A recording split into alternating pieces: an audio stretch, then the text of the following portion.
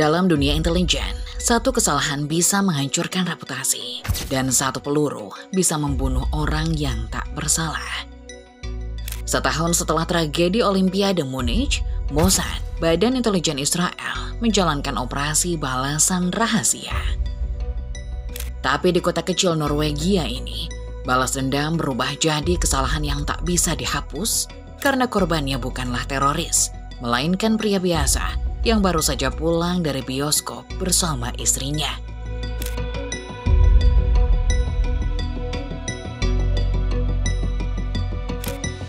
Namanya Sylvia Raphael, seorang guru dari Afrika Selatan. Tenang, cerdas, dan tak mencolok. Tapi di balik tatapan lembutnya, ia adalah orang yang memburu musuh Israel atas nama negara. Namun dalam satu operasi rahasia, peluru timnya meleset. Dan inilah kisah tentang seorang agen yang setia hingga akhir, tentang negara yang memilih bungkam, dan tentang kesalahan yang tak pernah benar-benar diakui.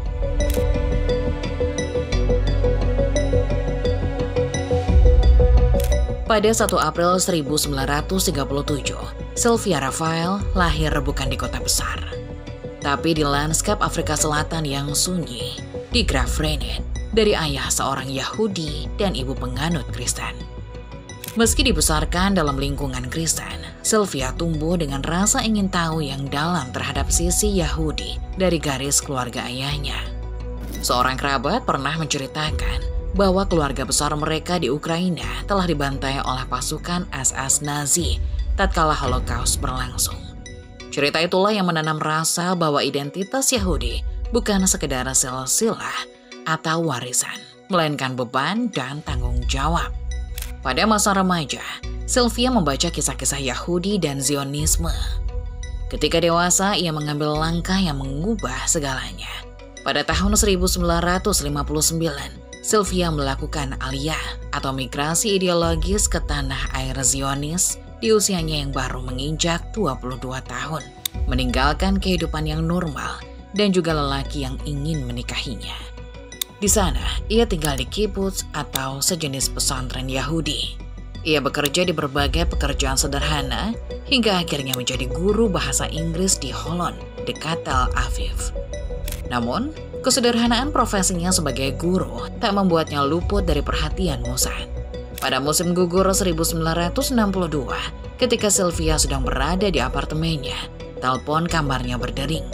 Di seberang sambungan, seorang pria memperkenalkan dirinya sebagai Gadi, perwakilan sebuah lembaga pemerintah rahasia Israel yang mencari calon agen baru. Di telepon itu, dia diminta datang ke Cafe Hadley di Jalan Yehuda Halevi, Tel Aviv. Di sanalah pintu gerbang dunia spionase terbuka untuknya. Ketika bertemu Gadi, ia tidak langsung diberitahu jenis tugasnya. Ia hanya dijanjikan akan ada dunia baru yang menantinya jika dia bergabung. Dan bertahun-tahun kemudian, baru diketahui bahwa pria dengan nama samaran Gadi itu adalah Motikvir yang memimpin unit 188, sekolah khusus operasi rahasia Mossad untuk misi di luar Israel. Tapi, apa yang membuat Sylvia menarik di mata Mossad? Bukan sekedar kecerdasan akademik, mereka melihat sesuatu yang lebih dalam. Sejak pertama bertemu, Moti tahu Sylvia memiliki kecerdasan emosional tinggi, kemampuan menyimak tanpa banyak bicara, dan daya adaptasi yang luar biasa. Meski begitu, bagaimana seorang guru yang awalnya tampak biasa bisa terjebak dalam permainan balas dendam intelijen, hingga akhirnya ia dikirim ke Eropa dan terlibat dalam peristiwa berdarah seperti tragedi Munich dan operasi rahasia lainnya?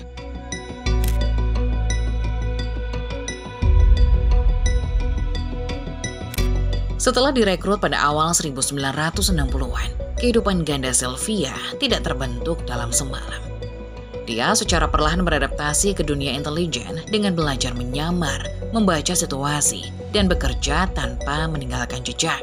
Salah satu tahap awalnya adalah penugasan singkat sebagai fotojurnalis di Vancouver untuk mempraktikkan hidup dengan identitas ganda sebelum dipindah ke Paris, pusat pergerakan aktivis Timur Tengah di Eropa kala itu. Di Paris, fotografi bukan sekedar hobi, melainkan bentuk penyamaran.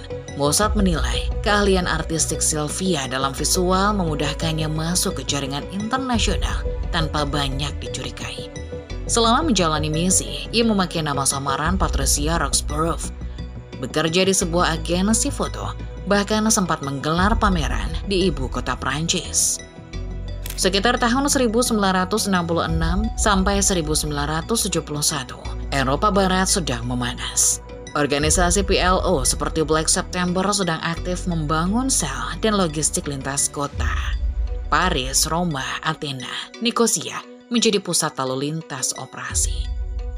Saat musim panas 1972, ketegangan itu meledak di panggung dunia. 8 anggota Black September menyusup ke perkampungan atlet Olimpiade Munich, menyandra rombongan atlet Israel. Upaya penyelamatan yang gagal berakhir dengan 11 atlet Israel tewas, memicu guncangan global dan kemarahan publik Israel.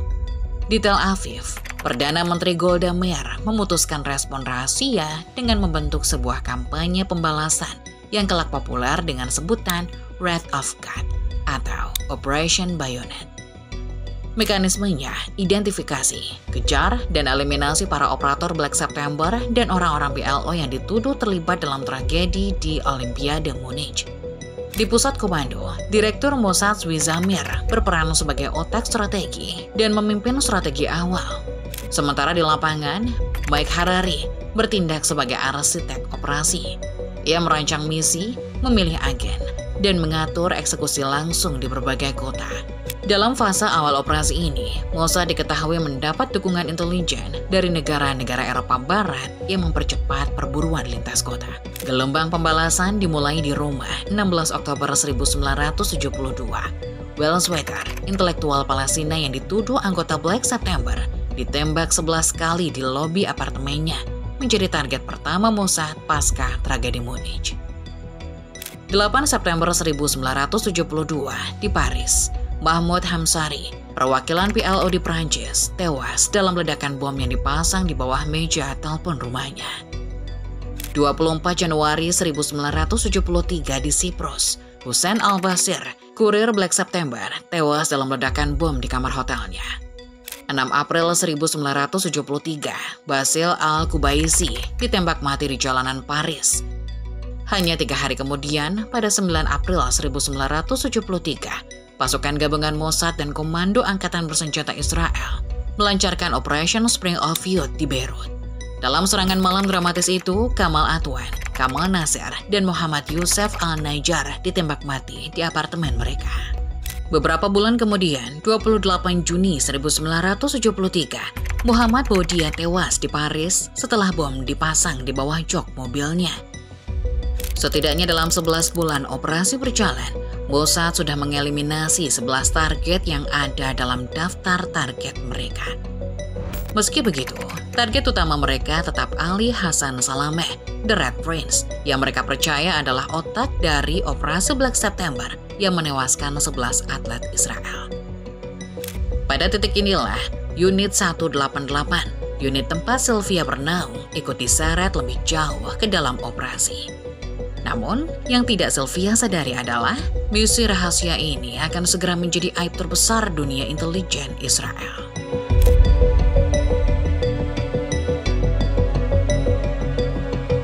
Musim panas Juli 1973, satu kode datang dari jejaring Eropa dan memberitahu bahwa Red Prince ada di Norwegia. Di meja operasi, nama itu berarti Ali Hassan Salameh, sosok yang dipercaya mendalangi operasi Black September, target utama Israel pasca tragedi Olimpiade Munich. Unit 188 pun bergerak. Mike Harari menunjuk dan Arbel merakit tim, menyiapkan markas rahasia di Skandinavia dan menarik Sylvia Raphael sebagai operator senior karena penyamaran foto jurnalis dan pengalaman Eropa yang kuat. Lillehammer, kota kecil yang tenang, mendadak jadi panggung perburuan. Seorang informan memperlihatkan foto dan mengklaim pria yang dia lihat adalah Salameh. Dari kursi mobil, anggota tim membandingkan wajah pria itu dengan foto intel. Mereka meyakini kecocokan, sebuah keyakinan yang kelak terbukti fatal. Di tengah euforia penemuan keberadaan Salameh, Sylvia mendorong timnya agar eksekusi ditunda. Paling tidak sampai ada verifikasi lanjutan yang benar-benar solid. Namun dinamika tim dan dorongan balas dendam tragedi Munich membuat roda operasi terus berputar. Pada 21 Juli 1973, target yang mereka yakini sebagai Salameh baru saja pulang dari bioskop bersama istrinya yang hamil. 3 operator disiagakan di mobil. Dalam hitungan detik, 14 peluru ditembakkan dari jarak dekat. Korban roboh di trotoar dengan darah yang tidak bisa berhenti. Beberapa jam setelah penembakan, Mike Harari, pemimpin operasi, mendapat kabar mengejutkan.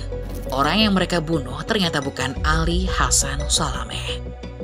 Yang baru saja mereka tembak adalah Ahmed Bouchiki, seorang pelayan restoran berkewarganegaraan Maroko yang baru saja memulai hidup barunya di Norwegia setelah melarikan diri dari konflik di negaranya. Baru saat itu mereka sadar, tim operator telah melewati prosedur dasar yang sangat penting. Mereka tidak ada yang memastikan korban masih hidup, tak ada pemeriksaan nadi, atau bahkan sekedar mengonfirmasi identitas target.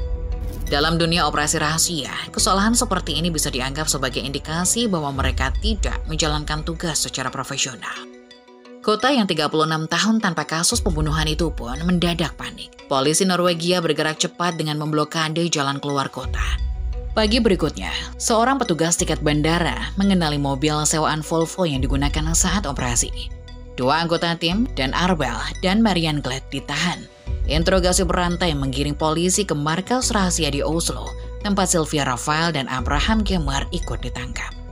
The Red Prince yang seharusnya menjadi target mereka saat itu bahkan tidak berada di Norwegia. Ia masih bersembunyi dengan kehidupan mewahnya di Beirut. Dan sejak saat itu, operasi yang semula rahasia negara berubah menjadi kasus kriminal lokal sekaligus aib internasional bagi Israel. Awal Januari 1974, 6 agen Israel diadili di pengadilan Oslo. Persidangan digelar tertutup dengan tingkat keamanan tinggi. Sylvia Rafael dijatuhi hukuman 5 tahun penjara, tapi bebas lebih cepat setelah 2 tahun.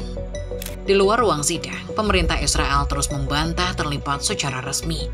Mereka berlindung di balik strategi lama yang dikenal sebagai plausible deniability. Hak untuk menyangkal keterlibatan dalam operasi rahasia di luar negeri, seolah-olah tak tahu menahu. Karena bagi Israel, insiden ini sudah cukup menjadi kegagalan paling memalukan dalam sejarah operasi rahasia mereka, sekaligus akhir dari hidup para agen, terutama Sylvia. Berdasarkan catatan Motikvir, dalam bukunya Sylvia Rafael, The Life and Death of a Mossad Spy, ia menyebut bahwa Sylvia tidak pernah berhenti loyal pada Mossad. Namun, ia mulai menilai atasannya dengan cara yang berbeda setelah tragedi Lillehammer. Hingga 5 tahun kemudian, nama Ali Hassan Salameh baru benar-benar dicoret dari daftar buruan pada 22 Januari 1979. Ketika Mossad meledakkan mobil jebakan di Beirut, membunuhnya bersama pengawalnya dan beberapa warga sipil. Namun, bagi Ahmed Bouchiki, pelayan biasa yang malam itu hanya ingin pulang bersama istrinya, keadilan tak pernah benar-benar datang. Tidak ada yang bertanggung jawab. Bahkan setelah anaknya lahir beberapa bulan kemudian, tidak ada pihak Israel yang meminta maaf pada keluarga Bouchiki. Dan bagaimana dengan Sylvia? Apakah negara yang ia bela masih menganggapnya pahlawan? Atau hanya bayangan masa lalu yang perlu dilupakan?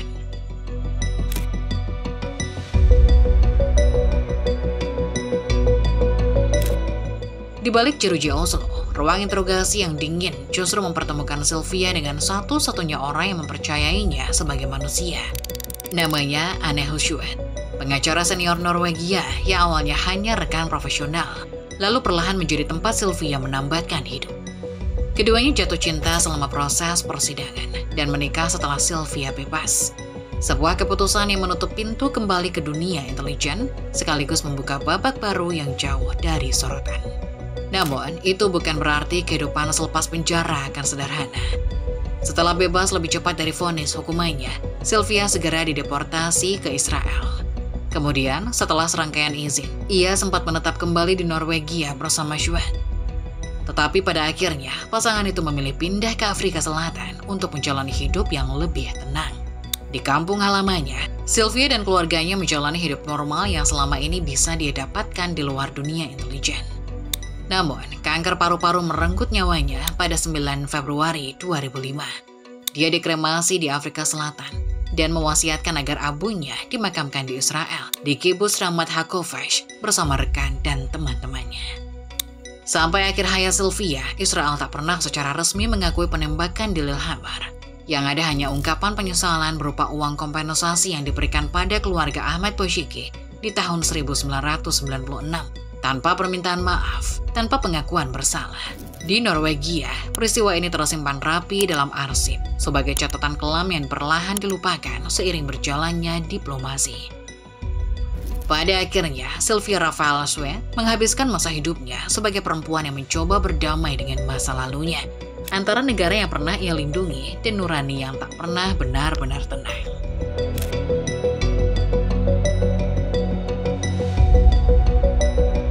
Bertahun-tahun setelah malam berdarah di Lillehammer, Israel tetap diam. Namun pada surat tahun 1995, Perdana Menteri Yitzhak Rabin menegaskan bahwa Israel akan menyangkal segala keterlibatan dalam operasi itu, bahkan ketika dunia sudah tahu siapa yang melakukannya. Sejak saat itu, strategi bantah tapi jalankan menjadi ciri khas Mossad. Operasi di luar negeri cukup disebut sebagai misi intelijen yang salah sasaran, bukan pembunuhan. Banyak media barat seperti Los Angeles Times memilih istilah lembut seperti kesalahan operasi atau misi gagal. Seolah nyawa Ahmed Bouziki hanyalah korban dari prosedur yang tidak berjalan sempurna. Tapi bayangkan jika hal yang sama dilakukan oleh negara lain. Jika agen Iran atau Suriah menembak warga sipil di Eropa, dunia pasti menyebutnya terorisme. Namun saat yang melakukannya Mossad, kata-katanya berubah, aksi pertahanan diri yang keliru. Inilah standar ganda yang membuat kisah Lillehammer masih dibicarakan sampai sekarang. Bagi Israel, peristiwa ini memang memalukan, tapi juga harga yang harus dibayar dalam perang yang tak pernah berakhir. Namun sampai kapan sejarah harus ditulis tanpa kejujuran? Apakah dunia akan terus menyembunyikan kesalahan para agen negara dalam dalih pertahanan diri? Atau suatu hari nanti kita berani jujur dan mengakui semuanya? Kalau kamu punya pendapat, tulis di kolom komentar. Dan kalau kamu tahu fakta lain tentang Sylvia Rafael, tentang kehidupannya, cintanya, atau hal-hal yang jarang dibahas publik, beritahu kita di kolom komentar.